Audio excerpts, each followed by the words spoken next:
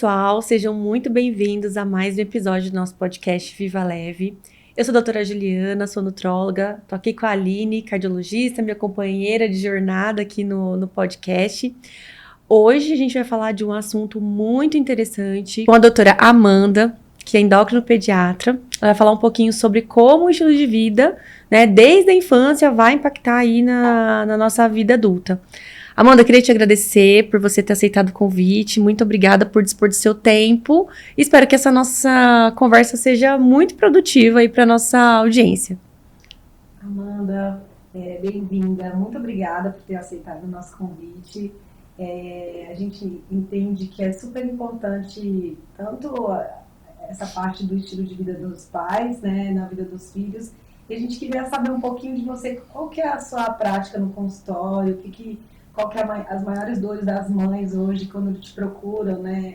Como é que tem sido essa parte para você no consultório em relação às crianças? Fala um pouquinho da sua rotina, fala um pouquinho da sua jornada pra gente. Tudo bem. Meninas, Juliana, Aline, obrigada pelo convite. Uma honra e um prazer estar aqui com vocês para a gente conversar de um tema que é tão relevante e tão importante hoje, né? Eu sou Amanda Soeiro, eu sou endocrinologista pediátrica. Eu tenho foco em puberdade precoce, crescimento e na obesidade. Tudo isso muito ligado à medicina do estilo de vida, que é o que eu acredito. E hoje no consultório, né, as queixas que chegam para a gente são sempre relacionadas a esses pontos, né? A puberdade, o crescimento. E quando a gente vai esmiuçar um pouco, a questão do peso também, mas quando a gente vai entrando, a gente vê que tem muita coisa do estilo de vida que não tá legal e que tá precisando de um olhar. E é aí que a gente entra e vai tentar arrumar essa casinha, né? Então é muito frequente a gente receber uma questão de puberdade precoce e que quando a gente vai ver nas meninas, que é onde a puberdade precoce é mais frequente, por exemplo, quando a gente vai ver um dos gatilhos é o aumento de peso. Então isso é um ponto muito frequente também, né? Outras questões que a gente vê também, questões de no menino já diferente, questão de atraso puberal, e quando a gente vai ver tem o peso por trás também. Então, a queixa vem de um jeito, e eu brinco que assim, é a pontinha do iceberg, e quando a gente vai olhar lá no fundo, tem um monte de coisa por trás ali também. É interessante a gente ver, assim, não sei, para entender por que essa criança, né, às vezes tem um componente genético, claro, que a gente não pode deixar a parte, tem crianças que têm uma predisposição maior, mas às vezes a gente vê que tudo começa nos pais, né, de como a família, ela conduz aquele dia a dia, e muitas vezes por achar que a criança, tem crianças até que são magras, né, mas assim, a parte de alimentação, ela é ineficaz e isso também reflete, né, na saúde dessas crianças. Então, como é que funciona isso, assim, você aborda a família como um todo, você chega, porque às vezes a casa realmente está bagunçada, a criança é só um reflexo, né, do que acontece na casa. A gente vê, a maioria hoje tem muito industrializado, tem muita coisa hoje que gordura trans, essas coisas, muito doce, muito açúcar, e às vezes a gente pensa que, assim, entende que é difícil para a criança ela ter essa consciência mesmo, né, muita festinha. Falo que até pra gente, quando começa a ir muito nas festinhas infantis, fica difícil da gente controlar. Mas como é que essa questão, como é que você consegue orientar, assim, esses pais, essa família que para tentar ajudar a criança, né? É assim, quando chega pra gente, né, eu falo que de 0 até 2 anos de idade já está tatuado na cabeça, lá no segmento com pediatra, todo mundo vai lá na puericultura, tudo certinho. Então tá tudo combinado do aleitamento materno, tá tudo certo da introdução alimentar, que a gente não vai ter açúcar até 2 anos de idade, isso está fechado. A partir de 2 anos, que aí vai ter essa liberação do açúcar, é quando a gente começa a ver que de repente as coisas começam a desandar um pouco, né? E sempre o discurso da família é esse: doutora, comia tudo até 2 anos. Começou 2 anos, não come mais verdura, não come mais legumes, e aí come muito chocolate. Ok. Vamos entender o que aconteceu. Um dos pontos que aconteceu até 2 anos também, você se dedicou um pouco mais para aquilo, você olhou para aquilo, tinha uma intenção ali. E não é porque a gente negligenciou nem nada, todo mundo tem uma vida muito atribulada, mas é isso, você estava focado, você estava olhando como que estava aquela alimentação. E a gente não pode parar de olhar, né? Então a gente tem que continuar olhando. Tudo bem, a gente vai poder flexibilizar, pode e deve, né? Até para que essa criança começar a ter essa consciência alimentar. É verdade que a criança não vai chegar numa festinha de aniversário e vai olhar os brigadeiros e vai dizer, não, eu não como, tá cheio de açúcar. Não, ela vai comer. Mas se a gente começar a ensinar que ela pode comer, mas ela não precisa comer um monte de brigadeiro, que ela pode ir na festinha e começar a escolher, a gente começar a ter o hábito em casa de, o aniversário é na hora do almoço, vamos almoçar em casa? E a gente deixa para fazer uma sobremesa lá, né? Se a gente, não, é na hora do almoço, então a gente nem almoça. Vai chegar com fome num lugar que vai estar cheio de que a gente, não é surpresa, o que você vai encontrar. Batata frita, né? Hot dog, batata frita, salgadinho, refrigerante e doce. Não é surpresa para ninguém. Então a gente precisa se preparar também. E eu brinco que assim, a gente não precisa ser xiita, né? E nada, e nem chato, né? Então assim, vamos almoçar em casa antes, e aí você come o seu brigadeiro, você escolhe o bolo, vai comer um salgadinho ou outro. Pode comer, mas concorda que se eu não chegar morrendo de fome, eu não vou comer tudo aquilo, né? Então, é uma das coisas que a gente vai ensinando. E eu sempre pergunto nas consultas ativamente como que está essa alimentação, né? Às vezes, fazer o recordatório alimentar ali de boca, não vai lembrar tudo. Eu pergunto mesmo, mas come isso, come aquilo, aí quando você vai ver isso, comia, não come mais. E por que não come mais? Mas aí eu não como também. Então, nas famílias tem muito isso, tem um esforço de apresentar tudo até 2 anos de idade, e de repente aquele pai, aquela mãe não comia mesmo, e aí é quase ufa, não preciso mais me preocupar, mas eu falo, não, mas aí vocês precisam comer também. Então, eu oriento isso, falo, mas você é um exemplo para tudo, né? Da alimentação, da atividade física, da televisão. Eu falo que, eu digo assim, não é justo e até tortura se você falar assim, você precisa comer, e ainda vai dizer assim, que fui eu que disse. Eu falo, não. Né? É tipo aquela história, ela vai te dar uma injeção. Né? E eu sempre, isso fala também, eu falo, eu não dou injeção em ninguém. Parou com isso, né? Então, a gente sempre coloca isso, né? É importante a gente ter consciência do que a gente está fazendo, o que está colocando em casa. A criança que come errado, que está subnutrida, que quando a gente vai ver nutriente está faltando, que tem um erro alimentar importante, que vai desde a criança que não está comendo bem e está magrinha ali, que não ganha peso, até a criança que está obesa. A criança que está obesa muitas vezes está desnutrida, né? Muitas vezes. Porque ela vai estar comendo só os ultraprocessados, abrindo pacotinhos, né? Tem uma frase que eu falo sempre, como é que você sabe que está no caminho que está mais certo? Quanto menos pacotinho você está abrindo e mais coisas você está descascando, você já está no caminho certo. Tá muito pacotinho, vamos olhar as coisas. E a família tem que ajudar, porque a criança, ela não vai no supermercado, a criança não dirige até o fast food, não compra coisa a criança não se matricula na natação, no futebol, não, né? Tem que ter um esforço ativo e intencional da família, intencional como foi lá atrás, começo, né? E assim, Amanda, eu praticamente não atendo criança, né? Eu atendo mais adultos, mas muitas vezes eu atendo famílias. Então vem o pai, a mãe, ali o adolescente de 12, 13 anos. E esse ponto que você colocou, eu tento colocar de uma forma delicada, né? Mas quando eu falo isso, os pais regalam os olhos, porque é isso. Aquele pré-adolescente ali de 11, 12 anos, porque não quer comer nada, só quer ficar no videogame e tal. E aí eu pergunto, quem vai ao supermercado? Né? Quem que faz as compras em casa? Quem que escolhe, né, o que vai entrar, o que não vai? Aí a pessoa fica meio assim, mas ele não quer e tal.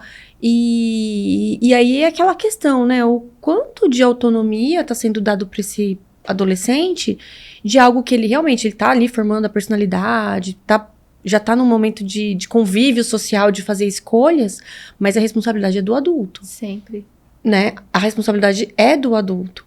Então, só que quando a pessoa procura o nutrólogo, ele não espera escutar isso. Então, pra mim é até um desafio, né? Falar, ó, você vai pegando a confiança e eu vou ser bem Assuntos sincera. delicados, né? São assuntos delicados, porque a pessoa acha que eu vou lá passar uma dieta, passar lá uma vitamina, um suplemento, e a vida vai ser resolvida, quando na verdade não, né? A transformação, ela tem que ser de todos, e neste caso ela tem que ser de cima pra baixo, né? Porque se a criança não vê os pais comendo bem, dormindo cedo, fazendo atividade física, aquela criança, ela se espelha, né? Porque criança é engraçado, porque eles parecem uma câmera filmando, né? Tudo que fala, eles repetem as atitudes e tal. E aí, quando você chega neste ponto, parece que é chocante, né? Então, como que você lida com isso, assim? Porque, até uma dica, o que você me dá de dica para quando alguém chegar em mim, né? Nesse contexto, para eu tentar mostrar que realmente o problema não é a criança. Só falando aqui que eu acredito que o adolescente é um reflexo da criança já, né? Começou lá atrás. Eu acredito até que durante a gestação a gente já começa a formar aquela criança com os nutrientes que a gente, né, o que a gente se alimenta. Tem a parte genética, tudo isso. Mas eu acredito que desde esse momento zero aí, ou de um dia de vida... Os primeiros 1000 dias a gente fala.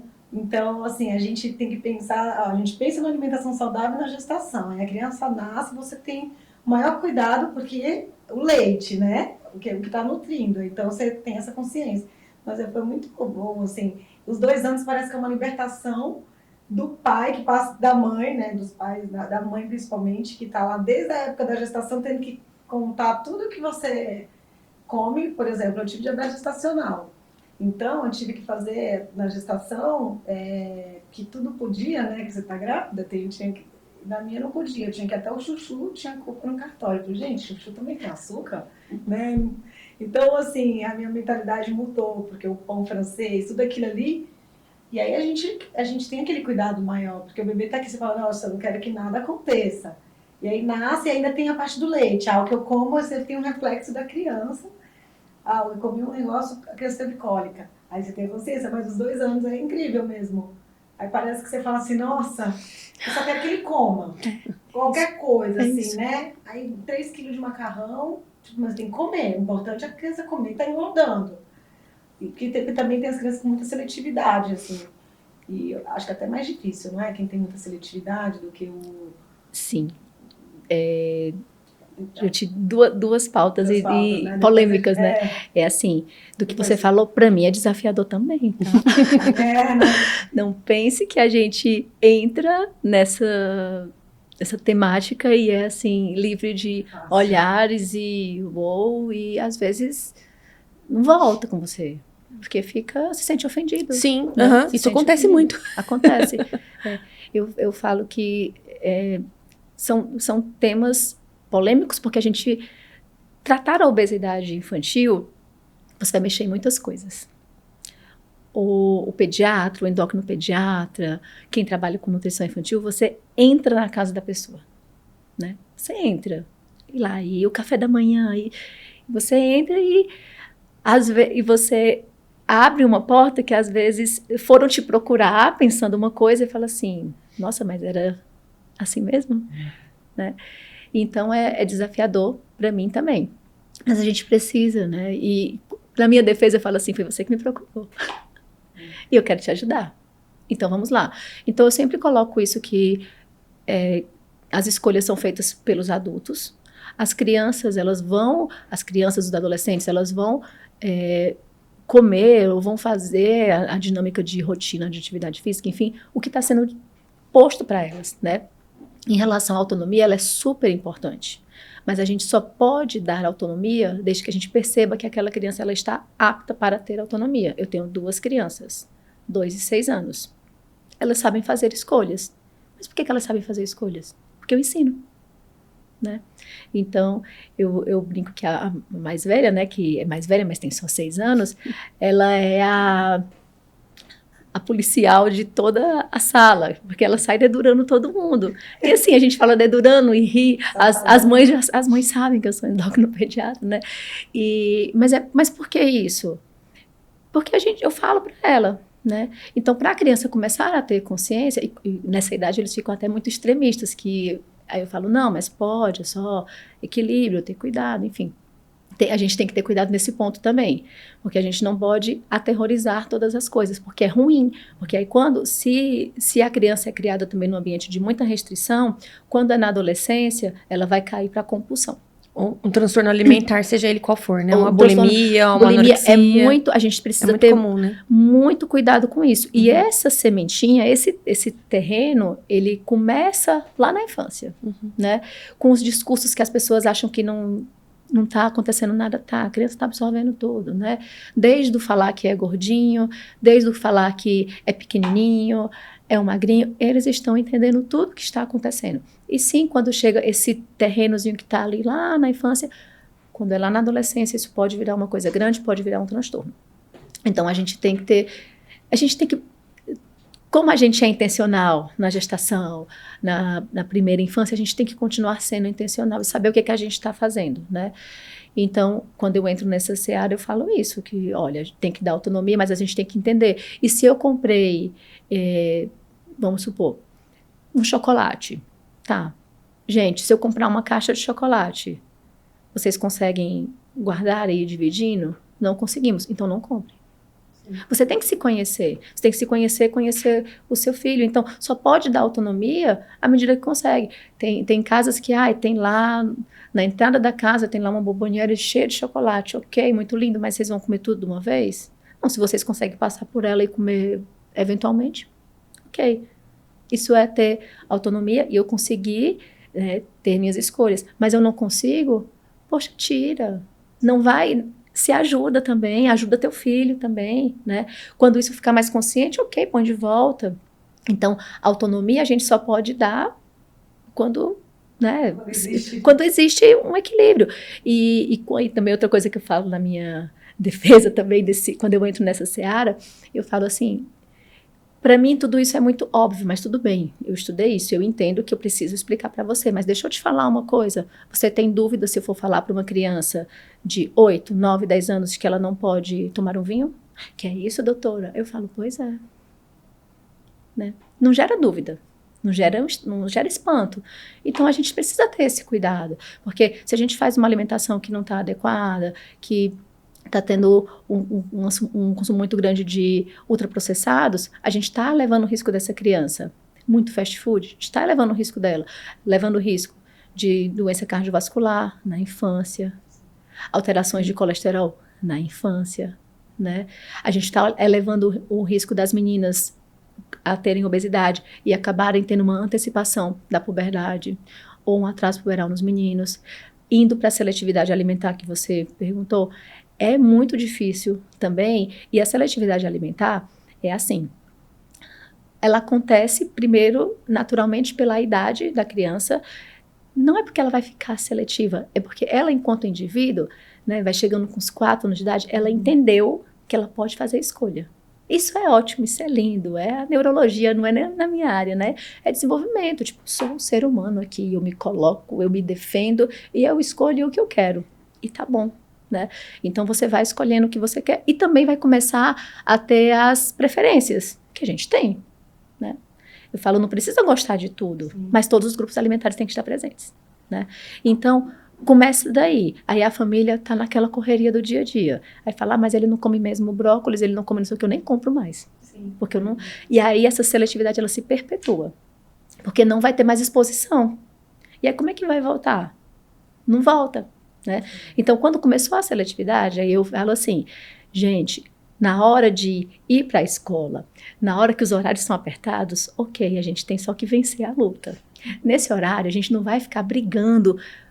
Não, mas a gente não vai também deixar comer a qualquer custo. Ah, não, só como macarrão, vai ser só macarrão. Não, mas a gente não vai escolher grandes lutas. Mas, e à noite eu consigo me dedicar um pouco mais? Então, à noite, a gente vai fazer os combinados. Olha, então hoje você experimenta um pouquinho disso. Eu coloquei uma porção inteira, deu uma garfada. Tudo bem, continua colocando. Não tira. Porque se tirar, não vai acordar num dia lindo. Hoje eu decidi, não vai. Hoje eu quero um purê de beterraba. Tem que estar lá. E além de ter que estar lá, você adulto precisa comer também. precisa ser visto, ver que gosta, ver que escolhe aquilo, ver que come aquilo, né? Não é que colocou só para a criança e o adulto não come. Não, todo mundo tem que participar daquilo dali. E aí começa a comer também, né? E ter esse cuidado de assim, eu vou precisar nutrir a qualquer custo. Será? Aí você vai até engordar a criança, mas essa criança está desnutrida, né? Eu já atendi famílias que às vezes vai no pediatra e aí naquele desespero mesmo de que essa criança não ganha peso, e aí começa a dar os suplementos alimentares, e aí chegou uma criança para mim que ela só tinha 2 refeições de comida no dia, e as outras todas era suplemento, só pó. E eu falei, tá, mas tá ganhando peso. Eu falei, mas às custas de quê? Não, eu preciso comer. Vamos tirar. Aí, nesse ponto, a gente tem que ser radical. Tira isso tudo. Vamos começar de novo. Aí, porque senão você perpetua uma seletividade, fica e quanto mais você demora para agir, mais difícil é. É assim, Amanda, queria trazer um gancho do que você falou, que acho que é bem interessante até para o nosso contexto aqui de MEV, que tem essa questão, acho que hoje em dia, da correria, né, e todo mundo fazendo as coisas extremamente atropeladas, que a gente foi perdendo, apesar da gente ainda comemorar as coisas em volta da mesa, a gente foi perdendo aquela coisa da família sentar para todo mundo comer junto. E a criança vê que o pai está comendo, né? Porque hoje em dia é isso, é uma outra pessoa que bota comida para a criança e é isso. Não comeu hoje, amanhã eu já não coloco mais. E eu acho que isso vai perpetuando um comportamento de olha, eu não vou colocar mais porque isso tá me dando trabalho, né? E você vai colocando cada vez aquilo que é mais fácil, né? Mas eu acho que essa questão de a gente estar junto em volta da mesa todos os dias e algo que se repete, porque, como eu falei, né, no bastidor, eu não convivo com criança, mas tem muitas crianças que eu conheço. Então, assim, às vezes a criança nem gosta do sabor, mas ela vê a mãe comendo e, nossa, que gostoso, ela vai imitar, não tem jeito. Né? Então, essa coisa de ter essa conexão da família, né, em volta da mesa, que se perdeu. Se perdeu. Eu lembro quando eu era criança, tipo, meu pai chegava em casa às 5 da tarde, a gente tinha que estar de banho tomado, roupa pronta, tudo vestido, e todo mundo sentava em volta da mesa para comer.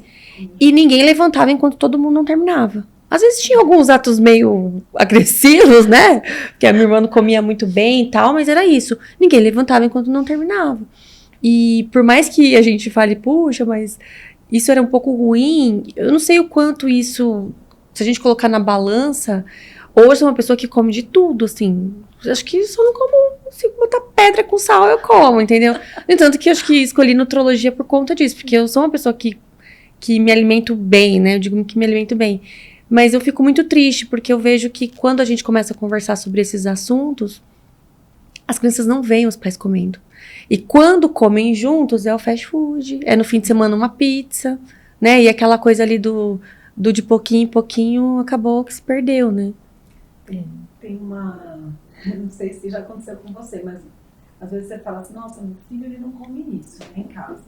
Aí o filho vai pra casa de uma prima, de repente, e comeu lá um brócolis, comeu não sei o quê, e você fala... Eu não come brócolis. Tipo, não, comeu e gostou. Então, muitas vezes, essa parte que você está falando, até já aconteceu comigo, por exemplo, a minha filha não comia ovo. Ela comeu ovo até os 2 anos, depois ela tinha pavor de ovo.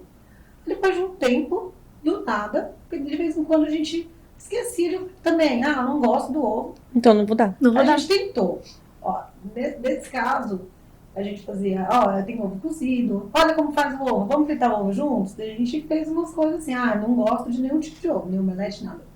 Aí, um belo dia, a gente viajando, eu quero um omelete.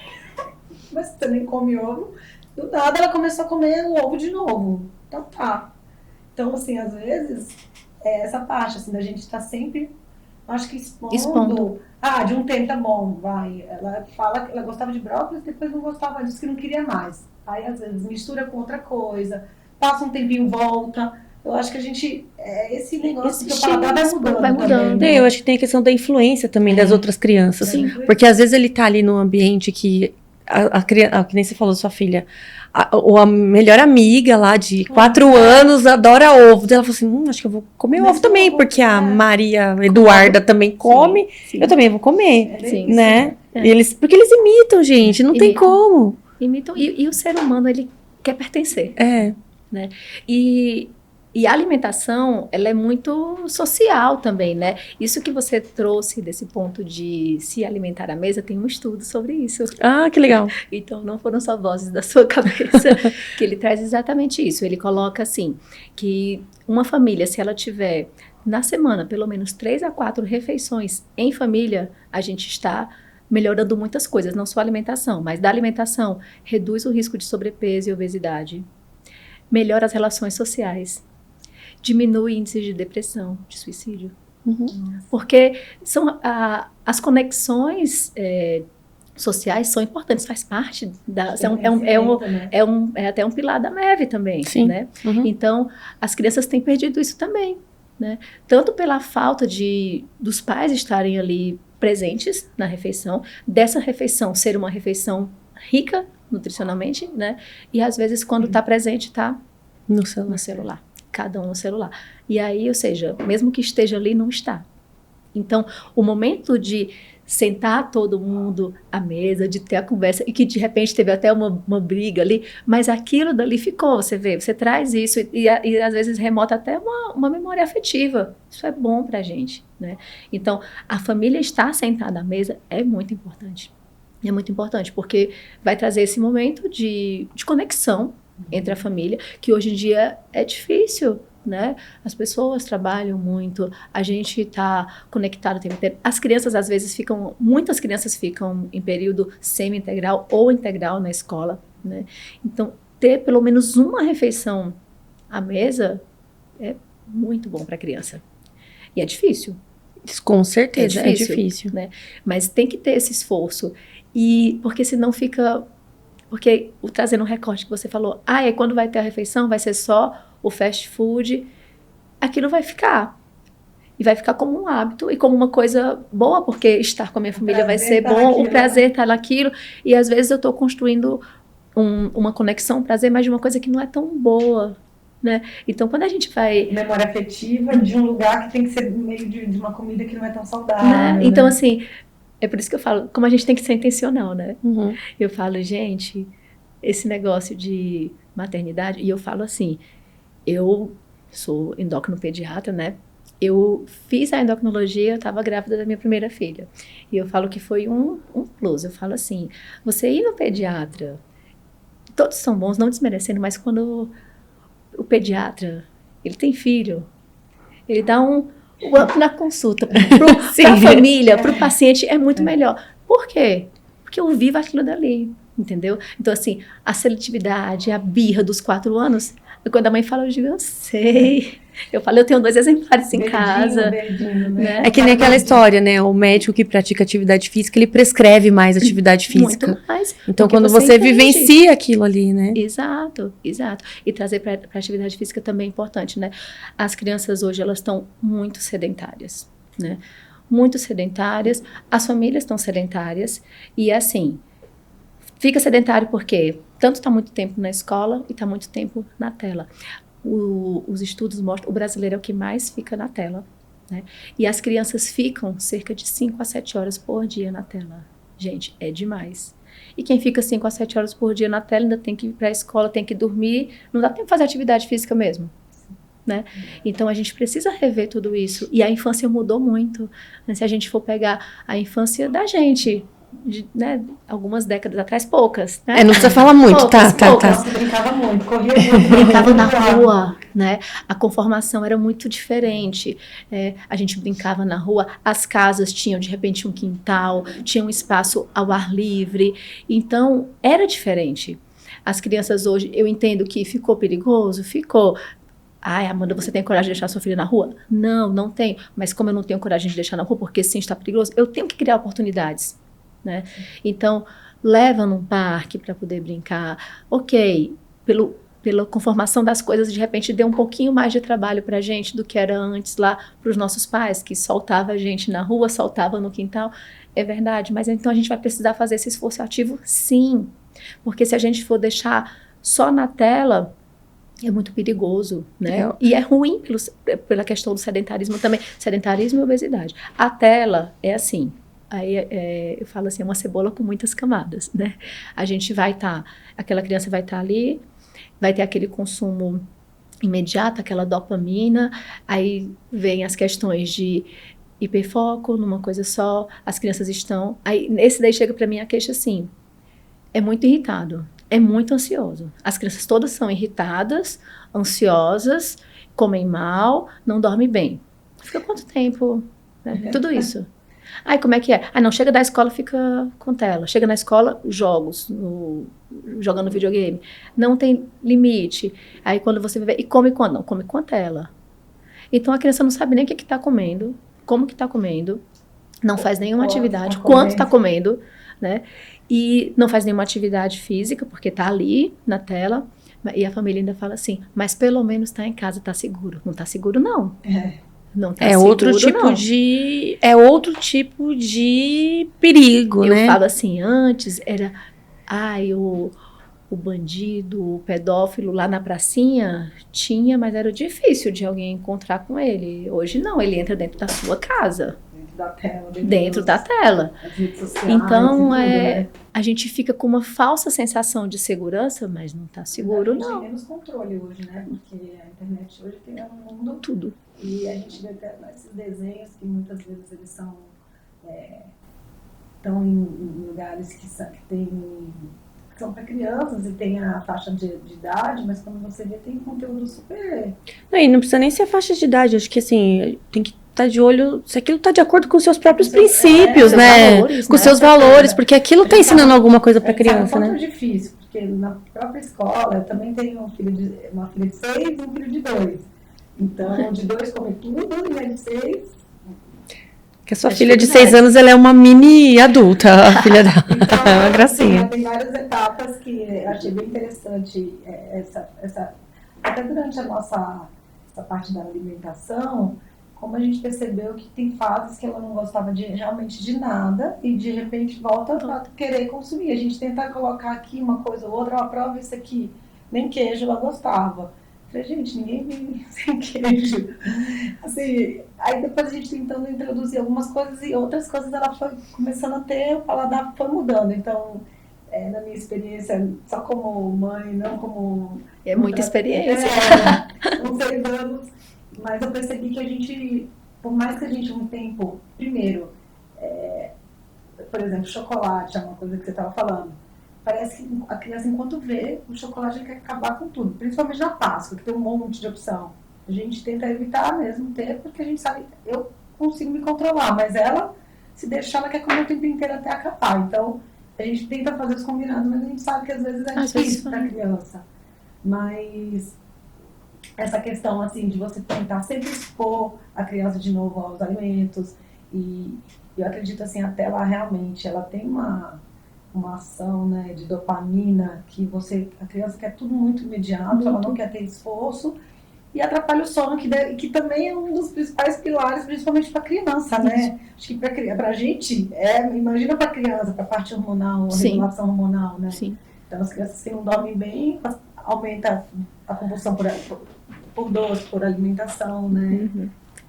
Eu sempre trago todos os pilares, assim, porque é isso. A gente tem que ver como é que está a alimentação, eu tenho que ver como é que está o uso das telas, eu tenho que ver como que está o sono. Então, a hora que vai dormir, a hora que acorda, as crianças estão dormindo menos também, né? Estão dormindo menos. Tarde, né? Dormindo tarde e dormindo menos e tendo um sono que não é de qualidade, né? Por conta do uso da tela. E aí, desregula um monte de hormônio. Vai desregular hormônio, o cortisol vai ficar lá em cima, vai desregular o centro de saciedade da criança, aí altera a leptina, faz assim uma bagunça. E acaba, a gente também tem estudo que mostra, né? Quanto maior o consumo de tela, acaba também influenciando na obesidade. Atrapalha no crescimento, porque o hormônio de crescimento, ele vai fazer pico à noite dormindo, né? Preciso estar dormindo. E aí não fala, é só dormir, então que aí dorme de tarde. Não, é a mesma coisa, né? Então precisa ter rotina. né? A família tem que ter uma rotina, tem que ter sim hora para dormir, tem que ter hora para acordar, hora para estudar, hora de fazer atividade e a hora da tela. A gente sabe que a tela faz parte da rotina da criança hoje em dia, né? Mas tem que ter limite, tem que ter a hora de pôr, a hora de tirar. Ai, é difícil, tem muitas... Tá, mas precisa ter. Ai, mas aí eu não consigo sair de casa para fazer uma atividade. Eu falo, tá, coloca essa criança para poder pintar, coloca essa criança para poder ler, para as que leem. Não lê ainda, ok. E os jogos de tabuleiro? Gente, compra Lego. Super legal. O brincar livre é tão importante para a criança, que a criança ela tem que brincar. Ponto. Como é que a criança aprende o mundo? Brincando. Então, tem que deixar o brincar livre, deixa explorar o mundo, deixa ver as coisas. E outra coisa, deixa ter tédio. Eu ia falar sobre A criança não pode mais ficar entediada, né? Tem que ficar entediada, sim, né? Então, tem que saber que sim, precisa esperar. Ai, que chato, não tenho o que fazer. Eu recebo essa reclamação da minha de 6 anos, eu falo, que chato. Então, procura alguma coisa para fazer. Passa ali 10 minutos reclamando, quando eu vejo... Ela pegou uma caixa, montou um foguete, e aí eu recebo um problema. Eu recebo um problema porque eu não posso me livrar daquela caixa nunca mais. Mas tudo bem, né? Eu falo, não pode chegar uma caixa grande na minha casa que ela vai virar alguma coisa, eu vou ter que ficar meses com ela. Mas é isso, é importante esse brincar livre. E às vezes a gente acaba, né, no imediatismo, faz isso, faz aquilo, bota a tela. Acho que a pandemia né? também, né? Atrapalhou muito. Fase bem difícil, eu acho que Sim. piorou, intensificou essa parte de tela, então realmente... A gente retroceder, isso é uma dificuldade, porque as famílias se habituaram àquilo, era o que a gente tinha, né? Mas a gente tem que dar espaço para trás, nesse sentido, porque as coisas pioram muito, né? Pioram muito. Por conta da pandemia, foi por conta da pandemia que teve o excesso de tela, que surgiu também, deu um boom de estudos na endocrinologia pediátrica, que a gente foi ver, nossa, quanta puberdade precoce, quanta criança obesa, quanto sedentarismo. Teve também um boom de estudos da nossa parte. E foi tudo também depois da pandemia. Então, tem reflexo. A gente precisa dar esse passo para trás para dar vários para frente, né? Entender o que mexeu, o que mudou, e a gente, como se fosse reconstruir dessa infância mais saudável, né? Mais ao ar livre, comendo melhor, se mexendo mais. A gente tem que ter esse cuidado. Eu vou fazer uma pergunta aqui, que é uma dúvida mesmo. Talvez as mães tenham essa dúvida também, que eu tenho filha, né, uma menina que está nessa fase de 6 anos, e o pessoal fala muito sobre maquiagem, sobre produto, eu não sei, assim, shampoo, condicionador, creme, mas a gente tem ouvido falar que tem desreguladores endócrinos que isso podem ativar, podem trazer uma puberdade mais precoce nas meninas, né?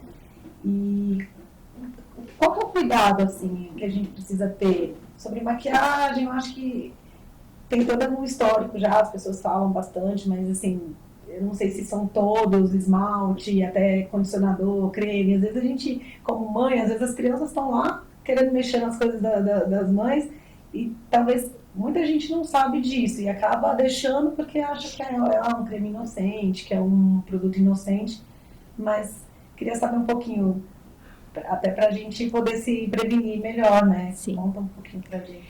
É assim, os desreguladores endócrinos, eles existem, estão aí cercando a gente de tudo. Melhorou muita coisa, porque a Sociedade Brasileira de Pediatria, não só brasileira, né? O pediatra, ele, quando detecta uma coisa, a gente bate. Então, a indústria melhorou muito. Você vê que tem vários produtos hoje que já botam grande, até para você saber, né? Livre de parabenos, livre, porque houve uma grande pressão nesse sentido. E a gente sabe do impacto que tem, né? Então, a gente tem que começar a ler os rótulos, porque atrapalha, né? Então, na menina, sim, pode antecipar a puberdade. Alguns desreguladores podem atrapalhar questões da tireoide também. Da puberdade, todo mundo já tá bem... Se ligando sobre tá isso. Muito falado. Tá muito falado. Mas também tireoide, né? Então, pode também desregular alterações na tireoide. Nas meninas, a gente pode ter a antecipação da puberdade, então a gente tem que ficar de olho. E aí, o que a gente vai fazer? Porque as meninas são vaidosas e é bom que sejam, né? A gente aprova isso, mas a gente tem que ter cuidado como que está acontecendo. Sobre os produtos em si, a gente tem que se habituar a ler rótulo. Então, criança tem que usar produto de criança. Mas todo produto só porque é de criança é seguro? Não, por isso que a gente tem que ler o rótulo, né? O uso da maquiagem da mamãe. Aí a gente tem que explicar que não pode. Até algumas maquiagens de adulto, até elas estão mais limpas, digamos assim, mas mesmo mais naturais, mas mesmo assim, porque aí a gente até das cores, até porque leva uma adultização, Sim, né? E aí a gente entra no uso da maquiagem em si, são aquilo, né? É a cebola com muitas camadas. A gente está falando de desregulador endócrino, a gente está falando de autoimagem, a gente está falando de adultização da criança. Então, a gente motivar a criança a ser vaidosa, mas colocar outras coisas também. Fala, coloca o seu brinquinho, coloca a sua tiara, vamos fazer o lacinho. Você não precisa disso, né? Você é linda. Para poder ela também ter a percepção da autoimagem dela gostar, de ela se olhar e gostar do que ela vê também, que ela não vai precisar de colocar alguma coisa para isso. A gente tem que ir ensinando isso, tem que ir construindo isso, né? Eu fico preocupada com o uso dos produtos também nesse lado, né? Da autoimagem e da adultização, né? E falando das substâncias que você perguntou, é isso, a gente tem que se habituar a ler rótulo. E mesmo lendo rótulo, eu falo assim, que não seja um hábito também. Não é porque eu li o rótulo e esse produto ele é limpo, ele é seguro, que ela vai usar todo dia. Não, filha, vamos fazer assim? Vamos usar numa ocasião especial? Você vai numa... Todo dia é especial. Não. Vamos lá. Até assim, de shampoo, condicionador. Shampoo, condicionador também. Procurar os de criança, né? E sobre o ponto também é assim... O que acontece dos estudos? A gente sabe que influencia e o problema, o grande X da questão, porque toda vez que a gente vai entrar nesse assunto, vai ter gente que vai falar, eu usei a vida inteira e não aconteceu nada comigo. Né? Não morri, graças a Deus. Nesse aspecto específico, é assim, a gente não tem nenhum estudo que mostra uma dose segura. E esse estudo não vai acontecer. Claro. Né? Então... Se a gente não vai saber uma dose segura, o que a gente vai fazer, então? A gente vai evitar, né? E a gente vai deixar para momentos oportunos. O que a gente já sabe com certeza é que tem janelas que são piores. Quando que é pior a exposição ao desregulador endócrino? Na gravidez. É pior. Então, quando é na gravidez, a gente pode ter alterações no menino, por exemplo. Pode ter alterações de algumas coisas de... alteração de micropênis, alteração dos órgãos genitais, por conta dessa exposição a alguns desreguladores endócrinos. Então, a gravidez é um momento crucial. A primeira infânciazinha lá, 0 aos 2 anos, é um momento importante também, porque muita coisa está sendo formada em relação também à parte da tireoide, né? Então, tem momentos que são mais cruciais, assim. Passou disso... A verdade é que a gente não sabe. Então, pode ser que você use e não dê em nada. Como a gente vai comentar sobre isso, muita gente vem falar. É verdade, eles não estão mentindo, né? Mas a gente não sabe uma dose segura. Não tem uma dose segura. Então, se não tem uma dose segura, o que a gente vai fazer, então? A gente vai evitar. E aí a gente vai deixar para algum momento que seja oportuno. E a gente vai fazendo substituições também. Então, assim, a minha filha também é bem vaidosa. Então eu falo, e batom. Eu falo, você não precisa de batom, mas a gente vai comprar, então, um protetor labial. E eu faço questão de dizer que não é batom, porque você é criança e não precisa de batom, mas ele tem uma corzinha para você. Então, assim, eu estou deixando você fazer, mas eu estou também te ensinando que você não precisa de maquiagem. Você é criança, né? Então, eu permito, mas deixo uma coisa que é segura, deixo ter a corzinha, aproveito e ensino também. Que criança, o que ela já fala, criança não usa maquiagem, né? Falo, né? Então, assim, a gente vai adaptando as coisas e vai lendo os rótulos também, né? E vai ensinando, vai moldando. E do shampoo, do condicionador, uso de criança, porque a gente não tem a medida. Sim. E do que não tem a medida, evito, né? É assim. Bom, então, para a gente finalizar, queria te perguntar, assim, quais são os principais pontos para a gente...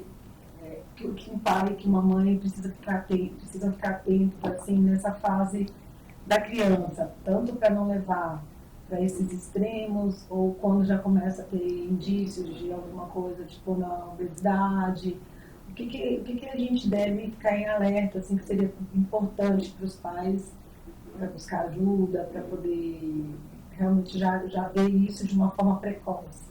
Perfeito. Pontos importantes, né? Sempre estar de olho na alimentação da casa, né? Como que essa família está se alimentando? Então, não só olhar para a criança, mas olhar para você. Como que está a alimentação da nossa família? Então, é um ponto. Olha como é que está essa alimentação. Olhando para essa alimentação, entender se está tendo algum distúrbio aí, né? Será que não está sendo subnutrido por algum ponto? E aí a gente está tendo um baixo peso, um baixo ganho de peso porque está faltando alguma coisa? Ou se está tendo um consumo muito elevado? Então, olha para a alimentação. Olhamos para a alimentação, vamos ver como é que está a atividade física dessa criança. Se a criança está muito sedentária, vamos colocar para se mexer um pouco. A gente tem recomendação de quanto que a criança tem que fazer de atividade física por dia, por faixa etária. Então, precisa ser todo dia, não só no final de semana. Então, ter uma atenção à atividade física da criança, ao brincar livre da criança também, olhar o sono, que horas que está indo dormir, que horas que está indo acordar. Ai, a gente dorme muito tarde, todo mundo na minha casa dorme muito tarde. Não, mas a criança, ela precisa ter uma atenção desse horário de dormir. E o adulto também, né? Então, olha para você também, olhar para a criança, mas olhar para casa também. Então, ter atenção ao horário que está indo dormir e o horário que está acordando também é importante. Ficar atento a sinais de puberdade, isso é muito importante a gente trazer aqui. Não foi uma coisa que a gente comentou tão diretamente, mas é importante porque a gente tem visto muito o aumento da puberdade precoce. Então, na menina, antes dos 8 anos, notou que está surgindo um peitinho, está tendo pelos, leva numa avaliação, não custa, né? Do que você ficar com dúvida de que tem alguma coisa, vai tarde e de repente, como a gente chega, às vezes a gente não consegue ajudar, porque chegou tarde demais. Então, ficar atento. No menino, aí o menino eu falo assim, o primeiro sinal de puberdade do menino é difícil, porque é o aumento do volume testicular. Quando a família achar que ele está em puberdade, ele está em puberdade faz tempo, né? Então, procurar ter uma regularidade das consultas com o pediatra, porque ele vai te orientar nisso. E se ficou em dúvida, nossa, estou em dúvida, estou achando, não fica na dúvida, leva para uma avaliação. Olhou na turminha, está discrepando muito, tanto de peso quanto de estatura, leva na avaliação. A gente fala assim, a gente não deve comparar no sentido do mal, assim, ficar apontando o dedo. Mas você bate o olho na turminha, tá muito diferente? Dá uma olhada, dá uma atenção. Aquela faixa etária, né? Tá muito discrepante, muito pra cima. Tá muito pra cima, muito pra baixo. O muito pra cima, bom você ter falado, porque às vezes tá muito pra cima, a família não se preocupa. Acha massa, né? Nossa, nossa, ela é enorme. Pode ser puberdade precoce, né? Eu fico mais preocupada com os que estão, as meninas principalmente, que estão muito grandonas, porque a família tá achando muito legal, porque os que estão menores, eles vêm, né? E nas meninas, principalmente, a menina tá muito grandona, não vem. Aí quando chega, tipo, poxa, né? Então, esse olhar atento no como as coisas estão sendo geridas e qualquer dúvida, procura uma avaliação. Eu acho que é isso. Bom. Muito bom, Amanda. Obrigada, viu? Foi ótimo, assim. Acho que foi muito esclarecedor. Acho que vai ajudar muita gente. E eu acho que a gente tem que realmente trazer essas informações para a gente poder ajudar nossas crianças, né? Muitas vezes, acho que toda mãe quer ajudar seu filho, mas às vezes a gente, por falta de conhecimento mesmo, a gente às vezes está comendo bola em algum momento. Eu acho que a gente fica alerta, eu acho que entender o que a gente pode fazer e fazer o básico também, né? Tanto para a gente quanto para as crianças. O básico sempre funciona. Começar pelo básico. Então, acho que foi muito bom. Obrigada pela sua presença. Adorei a nossa conversa. Foi ótimo. Queria agradecer. Obrigada por quem assistiu até aqui. Obrigada, Ju. E esse é o nosso último episódio desse ano. Provavelmente. Mas a gente vai chegar com muito mais novidades. E espero que todos tenham gostado. E tem uns outros episódios aí para vocês assistirem. Obrigada, Amanda. Obrigada, pessoal. Obrigada, meninas. Até a próxima.